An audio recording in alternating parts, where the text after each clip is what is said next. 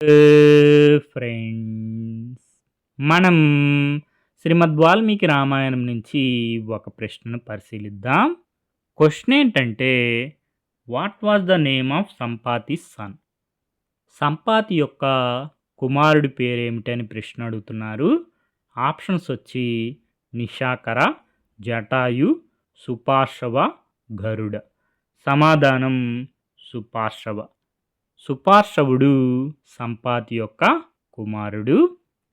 మనం శ్రీమద్ రామాయణం కిష్కింధాకాండము 59వ సర్గలో పరిశీలిస్తే సంపాతి చెప్పిన మాటలు వానరుల చెవులకు ఇంపుగా తోచాయి. వారు ఆనందంతో ఉరకలు వేశారు.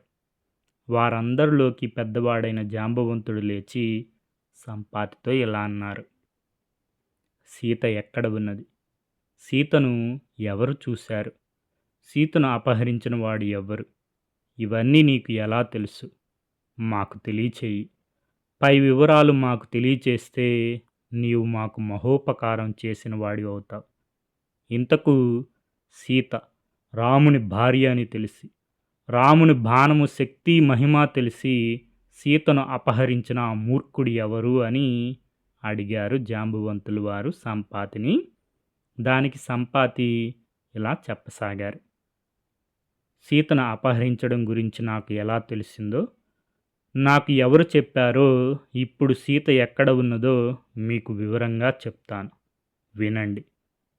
మీకు ఇదివరకే చెప్పాను కదా, నేను సూర్యకిరణముల వేడికి తాళలేక రెక్కలు కాలిపోయి ఈ పర్వతం మీద పడిపోయాను. కదల్లేక పడి ఉన్నాను. పైగా నేను వృద్ధుడను. నా బలము పరాక్రమము నశించిపోయాయి. కదల్లేను. అట్టి పరిస్థితుల్లో నా కుమారుడు సుపార్శ్వుడు నాకు ప్రతిదినము ఆహారము తెచ్చిపెట్టేవాడు. సంపాతి కుమారుడి పేరేంటి? సుపార్శ్వుడు.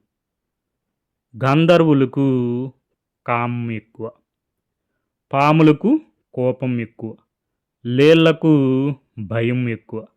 అలాగే పక్షులమైన మాకు ఆకలి అధికము. ఒకరోజు నా కుమారుడు నాకు ఆహారం ఏమీ తేలేదు. సూర్యాస్తమయ సమయానికి వట్టి చేతులతో వచ్చాడు. నాకు ఆకలితో కడుపు నకనకలాడిపోతుంది. ఆకలికి తట్టుకోలేక నేను నా కొడుకును ఆహారం తేలేదని తిట్టాను. నా కొడుకు నన్ను తిట్టవద్దని ప్రార్థించాడు. తాను ఆహారం తీసుకురాకపోవడానికి కారణం ఈ విధంగా చెప్పాడు: తండ్రి, నేను ప్రతిదినం వలె ఆహారం కొరకు మహేంద్ర పర్వతం శిఖరం మీద కూర్చొని ఉన్నాను.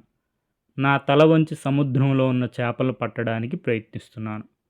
ఆ సమయంలో ఒకడు పెద్ద రాక్షసుడు, నల్లటి కొండ మాదిరి ఆకారంతో ఉన్నవాడు, ఒక స్త్రీని తన చేతులతో ఎత్తుకొని ఆకాశంలో తీసుకుని పోతున్నాడు. వాడిని నేను చూచాను.